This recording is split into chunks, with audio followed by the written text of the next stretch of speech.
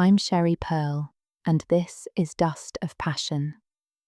Stay with me for a moment. Tonight's letter starts quietly, but it doesn't stay quiet for long. Almost honest at the wedding. Dear Sherry. By the time I saw Leo again, I had already arranged my life into something that looked good from the outside. A stable partner, a shared mortgage, polite dinners, joint holidays with photos that made my mother happy. I had everything I was supposed to want, except that every time I argued with my boyfriend, I felt nothing. Annoyance, resignation, never fire. Leo was fire. We were together in our late 20s, too intense, too proud, too unhealed. We loved each other like people who don't yet understand consequences. We almost got engaged. Then we blew ourselves up over something stupid that wasn't really stupid at all. The question of whether I would follow his dreams or my fear. We didn't speak for 12 years. And then my best friend decided to get married and, in a twist of cosmic humour, hired him as her wedding photographer.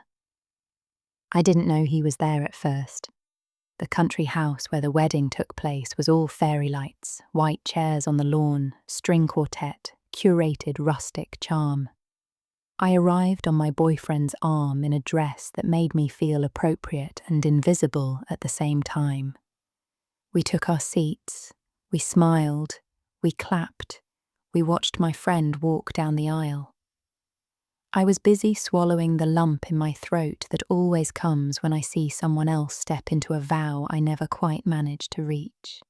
And then, as the bride and groom exchanged rings, I saw him.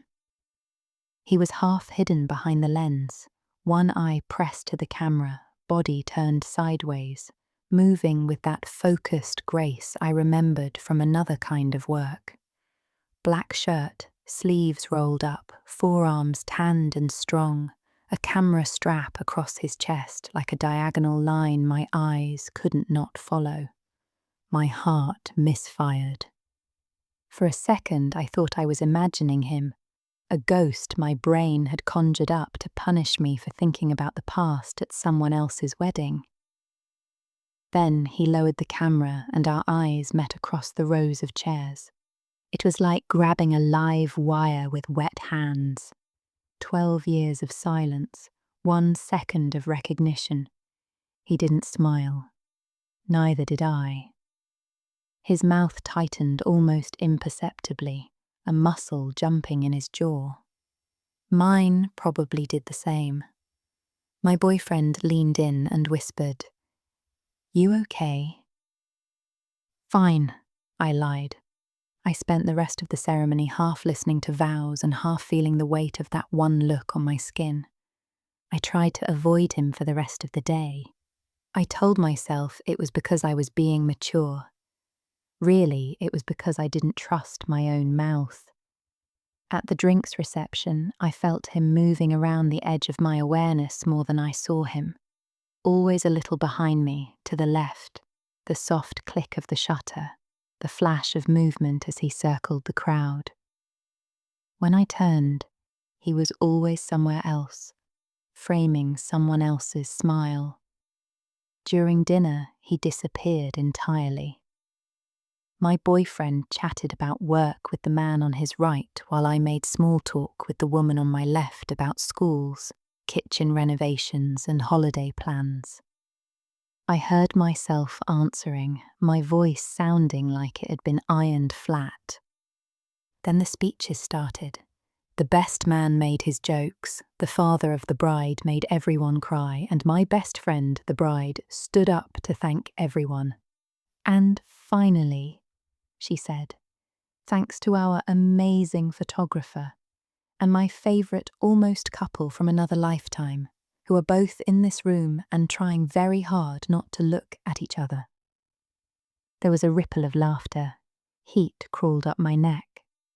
I looked down at my napkin just as everyone's heads turned to find Leo. He was standing at the back of the room, camera hanging forgotten around his neck, eyes fixed on the bride with an expression that said he could kill her later. Someone called out, "Where's the other half of the almost couple?" More laughter. I felt like I might vomit. Leo's eyes slid from the bride to me. The room seemed to tilt as our gazes locked. There it was again. That electric jolt. That sense of being seen by someone who knew exactly where your weak spots were, because he'd put his hands on all of them once. My boyfriend followed everyone's gaze, then looked at me. "You know him?" he asked. I swallowed. "We used to," I said. "A long time ago." He raised an eyebrow, but before he could ask more, the bride moved on, mercifully pulling the attention away. I spent the rest of the speeches trying not to feel like someone had just ripped the bandage off a wound I'd convinced myself had healed. I should have gone home early. Instead, I drank. Not enough to be drunk, just enough to shave the edges off my self-control. My boyfriend went to bed after midnight, pleading an early meeting the next day and too much wine. He kissed my cheek, asked if I was coming, and I said, "In a bit." I promised Anna I'd help her with something. That was the first lie. I found Leo outside, on the terrace, smoking. The night air was cool against my flushed skin. The music from inside was muffled by the thick walls of the old house. Fairy lights cast a soft glow over the garden. He was leaning against the stone balustrade, shirt collar open now, tie gone, a curl of smoke rising from the cigarette between his fingers. "You still don't smoke," he said when he saw me, as if we'd last spoken last week. "You still do," I replied. We stood there in silence for a moment, the years crowding in around us like ghosts at a party. "You look exactly like yourself," he said eventually, just edited. "Is that supposed to be a compliment?" I asked. "It's an observation," he said. "Compliments are for people you're trying to impress." There it was, the old Leo, soft voice, sharp edges. "Congratulations on the job," I said, nodding towards the house. "You're good. The pictures will be beautiful." "They hire me because I catch what people try not to show," he said. "You'd be amazed how many brides look terrified for half a second walking down the aisle." "That's comforting," I said. "It's honest," he replied. The tension between us was like a third presence on the terrace, pacing. I should have said goodnight and gone upstairs to my perfectly fine, slightly snoring boyfriend. Instead, I said, "So, almost couple?" He snorted softly. "Anna always liked that we imploded," he said. "She thinks it makes a good story." "It does," I said, "as long as you weren't inside it." He took a drag from his cigarette, then stubbed it out in the heavy glass ashtray on the ledge. "Why did you come out here, Maja?" he asked suddenly. "To catch up? To clear the air? Or to see if I'd still piss you off as much as I used to?" The way he said my name, low, familiar, made my stomach tighten. "Don't flatter yourself," I said, too quickly. His mouth quirked. "So that's a yes." The irritation flared before I could smother it. "You're unbelievable," I snapped. "Not everything is about you." "Of course not," he said calmly. "Just the way your pulse jumped when you saw me, the way you couldn't look at me during the speeches, the way you came out here instead of going to bed with your boyfriend." The last word landed between us like a slap. I stepped closer without meaning to. "Don't talk about him," I said. "You don't know anything about my life now." He didn't step back. "Then tell me," he said. "Tell me how happy you are. Tell me how thrilled you are to marry a man who ticks every sensible box and never makes you want to throw something at a wall." It was a low blow. It hit dead center. You think stable is a crime? I shot back. You think I was supposed to follow you to the other side of the world with nothing but your camera and trust me? His jaw tightened. I think, he said quietly, you chose safe over alive, and you've been punishing yourself ever since. The thing about Leo was that when he hit, he never missed. My palms itched. I wanted to slap him. I wanted to kiss him. I wanted to scream until every fairy light on that terrace exploded. Fuck you, I said, voice shaking. You broke us. You and your stubborn, selfish, all-or-nothing bullshit. You gave me an ultimatum and then acted surprised when I didn't gamble my entire life on your ego. And you, he said just as fiercely, walked away and then pretended you never wanted what we had. You talk about my ego. What about yours?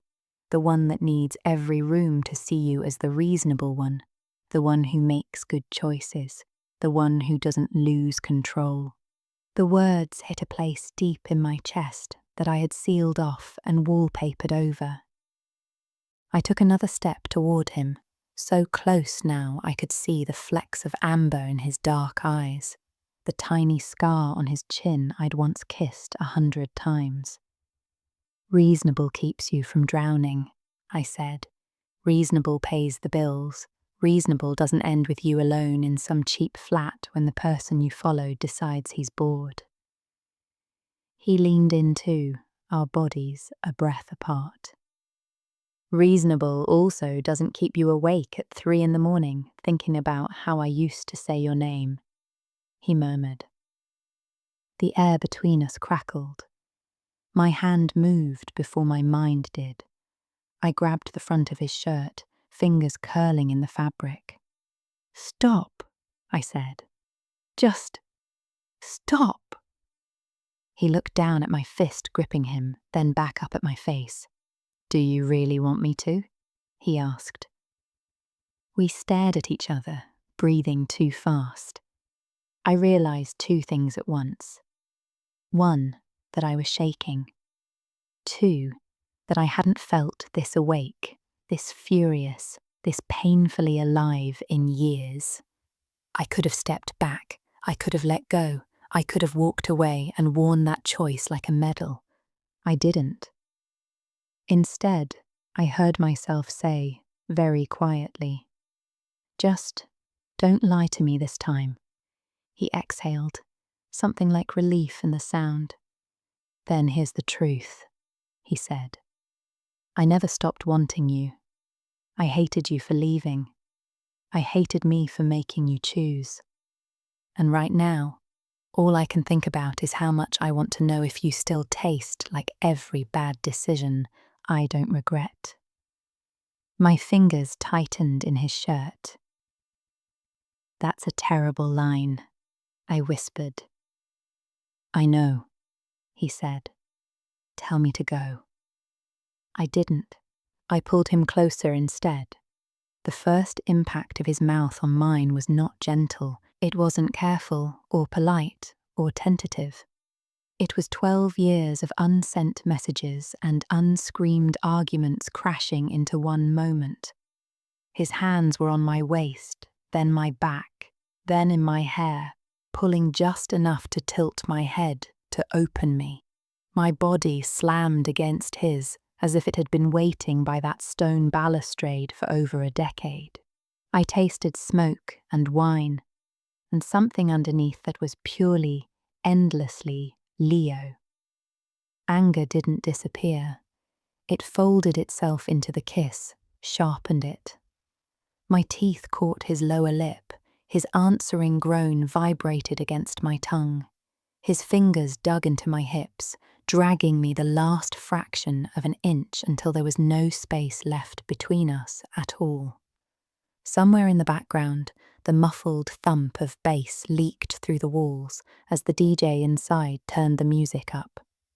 Out here, the only rhythm was the staccato of our breathing and the drum beat of my heart. This is insane, I gasped against his mouth. I know, he said, kissing me again, slower now but deeper, like he was trying to relearn me cell by cell. Tell me to stop. Every rational cell in my body screamed that I should. Instead, I heard myself admit, I don't want you to. His hand slid down my spine, anchoring me, then lower, fingers pressing into the small of my back, pulling me even closer. I felt the solid, unmistakable proof of his desire against me, and my stomach dropped in that free-fall way I remembered all too well. Heat pooled low between my thighs, urgent and heavy. My legs felt unsteady, like they no longer trusted the ground. He broke the kiss, just enough to rest his forehead against mine, both of us breathing hard. If we don't go back inside right now, he said roughly, I'm going to take you somewhere in this house, and I am not going to be reasonable about it. The honesty in his voice was a match held to dry paper. Good, I whispered. I'm tired of being reasonable. His eyes flashed. Say it, he said. Say what you want. This time, don't make me guess. I swallowed hard.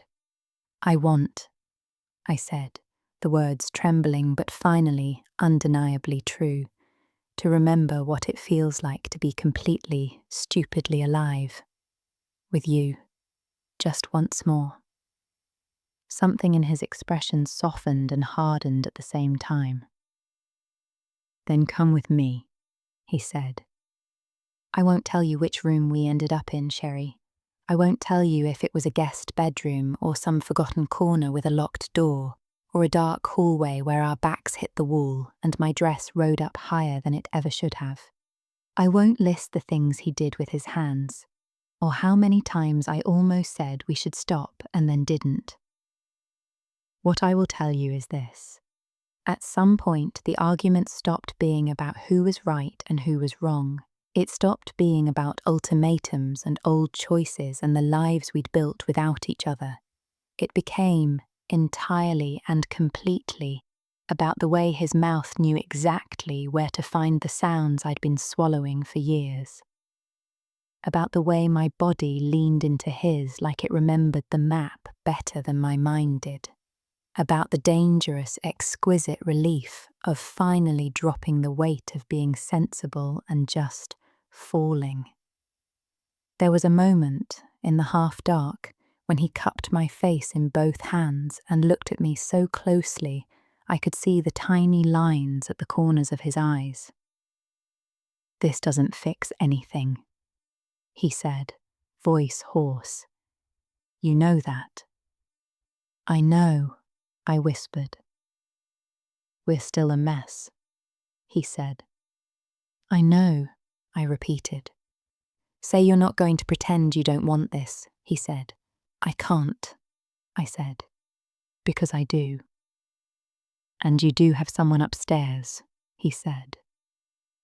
I know, I said again, a quiet shard of truth lodging in my chest. And I will have to live with that. His thumbs brushed my cheekbones, almost tender. So will I, he said.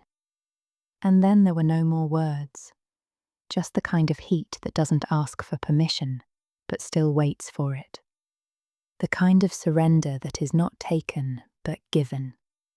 The kind of intensity that hurts a little, even in the moment you're craving more.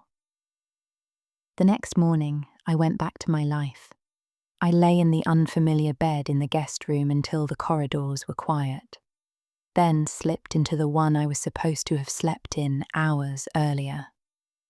My boyfriend stirred, turned over, muttered something sleepy about breakfast. I stared at the ceiling and listened to my heart pound like it hadn't decided yet whether it wanted to break or burst. I saw Leo once more before we left. He was loading his equipment into the back of his car as guests dragged suitcases across the gravel. Our eyes met over the roof of a parked hatchback. He didn't smile. Neither did I. He nodded, once. A small, acknowledging bow to the chaos we'd set off the night before. I nodded back. No dramatic goodbye, no what if or let's run away or we made a mistake. Just two people who had finally stopped lying to themselves for a few hours, standing in the cold light of day, knowing they would now have to decide what to do with what they'd woken up. Sherry, I'm not asking you or your listeners to forgive me. I cheated, that's the word. There's no romantic brushstroke that makes it prettier.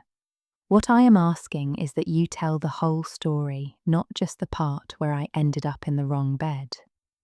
Tell them about the years of being fine, about the way I edited myself to fit into a life that looked correct on paper, about the slow suffocation that happens when no one ever makes you that angry or that alive. Tell them about the way my body responded before my moral code did, and how terrifying and liberating that was.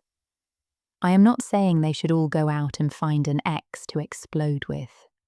But maybe some of them are sitting in cars outside their houses right now, not ready to go in.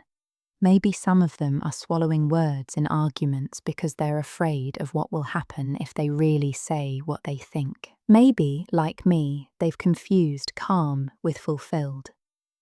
What I learned that night is this: desire doesn't always show up where it's convenient or where it's kind. Sometimes it shows up in the exact person you spent a decade trying not to think about. Sometimes the body tells the truth long before the mouth is brave enough to follow.